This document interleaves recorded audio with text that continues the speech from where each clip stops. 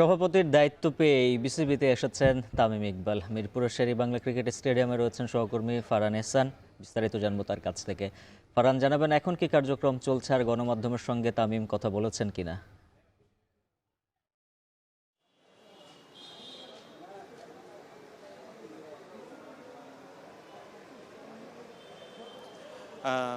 উজ্জ্বল উজ্জ্বল আমি সকাল থেকেই আসলে মিরপুর শেরেবাংলা ক্রিকেট স্টেডিয়ামে অবস্থান করছি। আপনারা জানেন মাত্র ৫ মাসের মধ্যেই কিন্তু ভেঙে গেছে আমিনুল ইসলামের নেতৃত্বাধীন ক্রিকেট বোর্ড। আজ বিকালবেলায় কিন্তু এনইসি থেকে তামিম ইকবালকে সভাপতি করে নতুন ১১ সদস্যের অ্যাডহক কমিটি ঘোষণা করা হয়েছে। আমরা দেখতে পাচ্ছিলাম যে ক্রিকেট বোর্ডে কিন্তু দীর্ঘ ৩-৪ মাস ধরে নানা ধরনের অনিয়মতান্ত্রিকতা কিংবা জটিলতা এবং সিদ্ধান্তহীনতার কিছু দোষারোপ চলছে। সবসময় আমরা দেখছিলাম যে ক্রিকেট বোর্ডের মধ্যে কি যেন একটা মিসিং ছিল, এবং আমরা যেটা দেখলাম যে আসলে শেষ পর্যন্ত সেই যেটা নিয়ে সিদ্ধান্তহীনতা ছিল সেটাই সত্যি বা বাস্তবে রূপ নিল।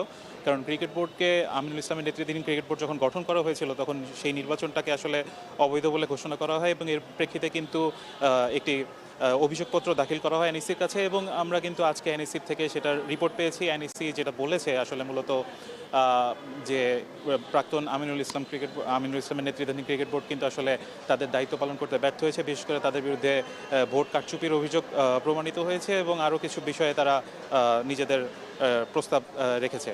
আর বিসিবিতে আসলে এনএসি থেকে যখন ঘোষণা করা হয় যে তামিম ইকবালের নেতৃত্বাধীন ১১ সদস্যের অ্যাডহক কমিটি ঘোষণা করা হয়েছে, তার ২ ঘন্টা পরেই আমরা দেখি যে বিকালে ৬:৩০টার দিকে কিন্তু নতুন সভাপতি তামিম ইকবাল বিসিবিতে প্রবেশ করেছিলেন।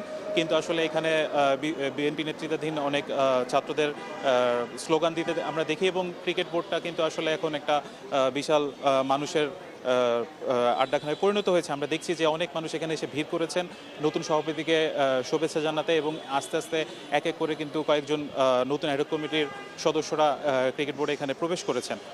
তামিম ইকবালের নেতৃত্বাধীন নতুন কমিটিতে আমরা কিন্তু দেখতে পাচ্ছি ৩ জন সাবেক ক্রিকেটার আছেন, তামিম নিজে আছেন, সেই সাথে আতার আলী এবং মিনাজুল আবেদিন নান্নু কিন্তু সেই বোর্ডে সেই কমিটিতে রয়েছেন। এবং এক্ষেত্রে আমরা দেখতে পাচ্ছি ক্রিকেট সংশ্লিষ্ট রফিকুজ্জামান বাবু, ফাহিম সিনহাদের মতো ক্লাব সংগঠকরাও আছেন। তা আমরা মনে করতে পারি যে যেই ভুলগুলো আগের বোর্ড করেছে সেই ভুলগুলো তামিম ইকবালের বোর্ড কিন্তু করবে না, এবং সেই প্রত্যাশা নিয়েই কিন্তু মানুষ আসলে আশা করছে যে নতুন বোর্ডের অধীনে কিন্তু একটা ভালো কিছু শুরু হবে। কারণ গত ৫ মাস ধরেই কিন্তু আমরা ক্রিকেট বোর্ডে নানা রকমের অস্থিরতা দেখছিলাম, এবং সমন্বয়হীনতা, সিদ্ধান্তহীনতা এবং বোর্ডের মধ্যে নানা রকম প্রবলেম ছিল। তো এই ছিল আসলে এখন আমার কাছে সর্বশেষ তথ্য। উজ্জ্বল। হোম অফ ক্রিকেট থেকে যুক্ত ছিলেন ফারহান এহসান।